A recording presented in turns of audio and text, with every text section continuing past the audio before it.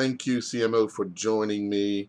Um, I, there were a few months ago when the Bermuda national men's soccer team or football team was getting ready for World Cup qualifiers with a pre uh, a tour for some warm up games. The several players were denied the opportunity to represent Bermuda, and the claim was that it was the CMO's office that um, determined that the players were unable to travel.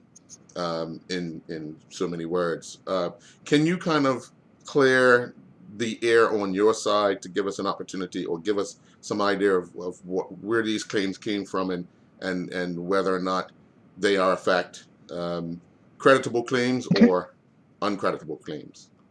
All right. Thank you very much, Mr. Bazin, for the opportunity to talk to you about this and hopefully give people the right information about what's been going on. So I suppose the first place to start with is that throughout this time, the Ministry of Health, myself and my colleagues, have always tried to work with the BFA. And partner with the BFA to get things done.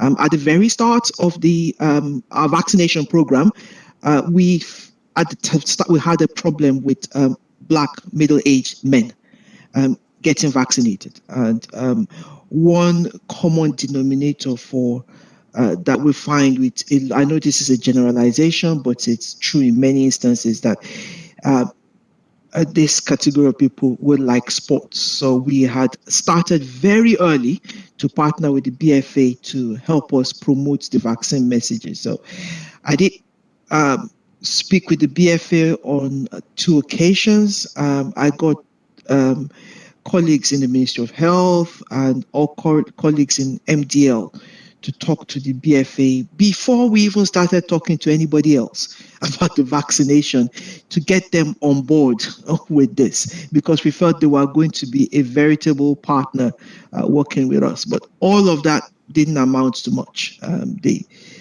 For their reasons, they chose not to partner with us. So at the start of the World Cup qualifiers, I was working with the Ministry of Youth, Sports and Culture on proposals on how this could be done. And we set out what we felt was relatively straightforward and relatively safe procedures to keep both the team safe and the country safe out. But basically, they said no, they were not prepared to go with our procedures. One of the things we asked for was about regular testing, and we told them the protection that the vaccine will offer them, offer the team, and allow them to be able to continue training and continue playing. But that was refused. So that it was no surprise. It was expected that they will have an outbreak in the team, and the cases, we found out that actually some of the index for the case was linked to a case we knew in the community. That was entirely predictable. If we had worked together and partnered together as we originally set out, none of this would have happened. And the impression that some of the members, this is, to be fair, wasn't all of BFA. We had some good partners in BFA, but there were some of the members of BFA who thought that they were special, and therefore special rules should apply to them. And the normal rules that everybody else needs to follow doesn't apply to them. Anybody who knows me will know that I seek to be consistent in the way I apply the rules. And this was exactly what I did. So they wanted to be able to travel in spite of the fact that they were all exposed to positive cases. That's not just going against our national rules, it's going against international health regulations. We're duty bound by international health regulations to let the countries that will be receiving people who are either positive or close contacts of positive know, and let them make the decisions. And that was precisely what we did.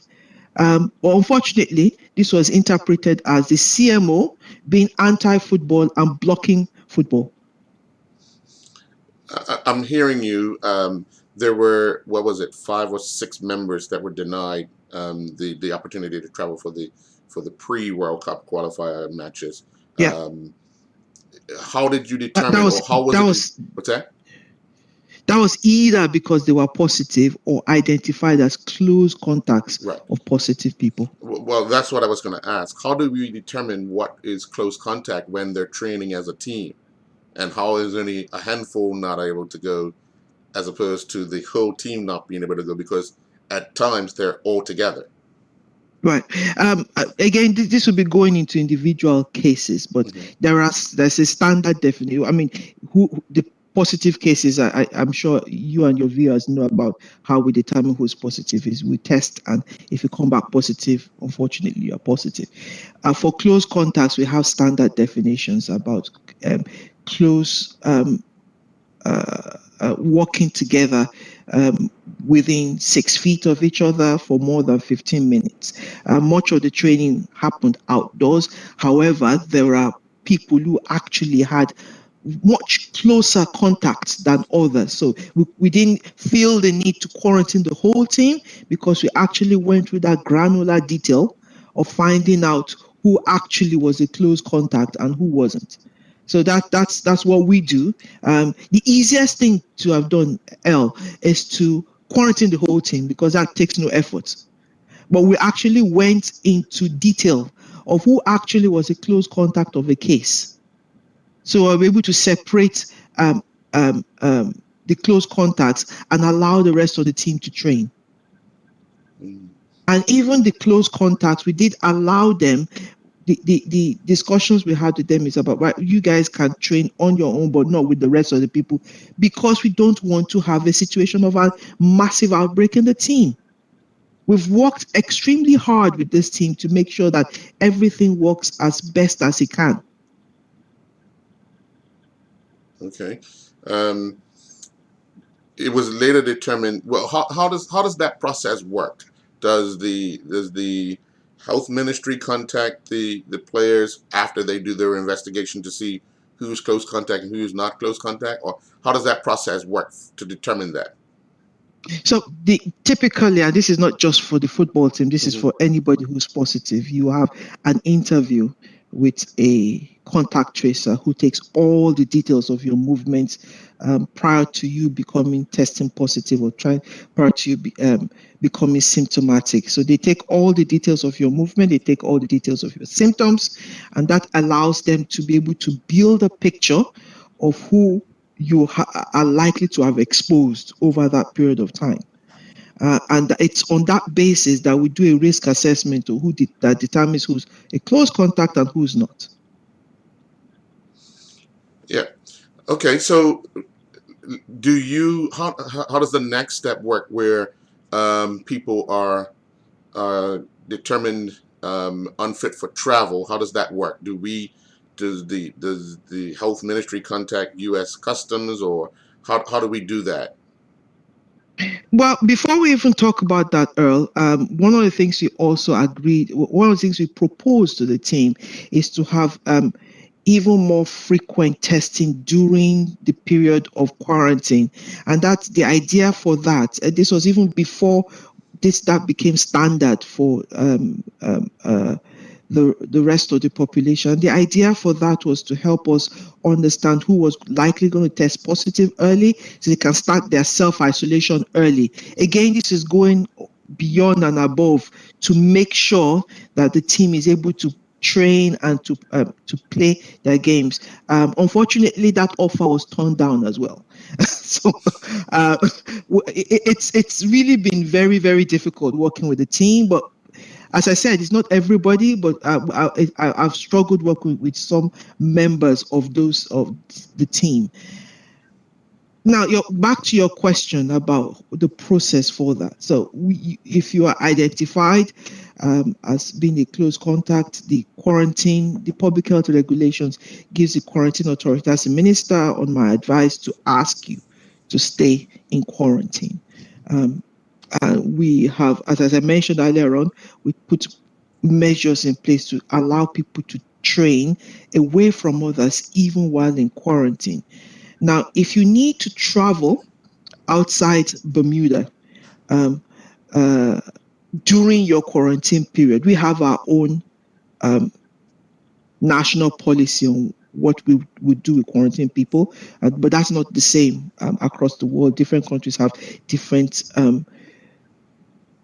criteria and different rules. But what we would do, and our duty under the international health regulations, is to let the receiving country know that this is going to happen. It's now then up to the receiving country to say we're happy to take this risk or not, which was exactly the procedure we followed. Okay. So this is not the CMO stopping anybody from traveling. This is the CMO following the rules. Okay. If a close contact person tests negative, what is the process? It depends on when they test negative, because remember, this virus is actually quite dangerous, and the incubation period, that's the time from your exposure to you testing positive, could be anything between 2 days and 14 days. And that's why we normally will not get you out of quarantine until after 14 days, because that is the length of the incubation period. So if you test negative during that 14 days, that does not mean, so for instance, if you test negative on day 2, for instance, it does not mean you cannot test positive on day 5. Right. That's why we ask you to wait until day 14 before you get out of quarantine. So if you test negative, the advantage of testing in between the incubation period is that if you test positive, we can start your isolation earlier from that point. So you don't have to wait till the day 14 to find out that you're positive and then start a new isolation period. And this was what we were putting in place for the team. Unfortunately, that was not accepted. Okay. Now, moving on. How do you determine, or how can it be determined, if a person tests positive, right? And we all know that there have been some cases of what is considered, or from the outside, false positive. How does one navigate that narrative to find out if it is a false negative to get another test? Because right now you're not allowed to be tested until your 14th day, right? But what if it was a false negative? How do we determine that that was a false negative throughout that course? Okay, so the first thing I'd like to say is that I presume you're talking about false positives, not False false positive, negatives. sorry. False positive, yes. False negatives would scare me, because Right. that puts I'm everybody at sorry, risk. false positive. Okay, so we're talking about false positives. The first thing to say about that is extremely rare. It doesn't happen that often, and it depends on the amount of COVID that is on the in the environment at the time that you're looking at. So that is fairly rare. When you it's only when you have very low COVID in the population that occasionally you have people who may have been exposed in the past. They've managed to shake it off, but they're still shedding fragments, non-infective fragments, and we sometimes can pick that up. Um, and then decide that okay, no, because of the history of this person, because we know that they tested positive and the clinical picture, then we can say that they are false positive. So it's not just the test. We also take into consideration the clinical picture and the epidemiological picture, and that is the picture of what is circulating around in the environment at the time. So those three things are considered together before you decide, actually, this is more likely to be false positive or not. So at the time, I don't want to talk about the specific individuals, but we consider those three things together before we decide who is a case, who is not the case, because we think this is a false positive, and that distinction is usually done very clearly. I need to add also that to protect Bermuda, I think everybody will agree that the country has done a fantastic job in protecting itself, that we tend to err on the side of caution. My final question would be, how do we plan to address the next cold and flu season? As we know, this past year and a half, or close to 2 years, every single person that came down with the flu was deemed as COVID. But moving forward, well, I'm sorry, I'm just what was placed on the I, dis- surface. I, di- I disagree with you, Earl, and I Okay, disagree all right, strongly but it was because go ahead. the last flu season, Mhm. we only had 2 confirmed cases of flu in the country that was laboratory tested. And why was that? Because we were all very careful. The sort of things that spread COVID is the sort of thing that spreads with cough and sneezes. We were all wearing masks, we were all staying away from each other, and therefore flu did not have a chance to spread. Mm, So if people test, we do for a proportion of people, we check if what is called a full viral panel. So we're not just looking for COVID, we're looking for all the other respiratory viruses. And in only 2 cases did we have influenza viruses isolated. Why was that? Everybody took it seriously. So my advice going into the next flu season is continue to take things seriously. If you have the opportunity to get the flu vaccine, please take the flu vaccine. That reduces your chance of either catching it or actually getting sick from it. If you have the continue to take the precautions that has kept us safe up till now. Wear your mask, avoid crowded places if you can. Continue to wash your hands, sanitize your hands if you can't get hand washing facilities. And remember, COVID hasn't gone away. The best single protection anybody can give themselves is to get vaccinated. If you've not been vaccinated, please think very carefully about that and go to trusted health sources. Find out the information on what's right for you and make the right decision for you. mm. Why do you think there's so much um, second guessing of medicine to kind of keep people protected? Not just in Bermuda, but globally, because we see demonstrations all over the world. Hmm.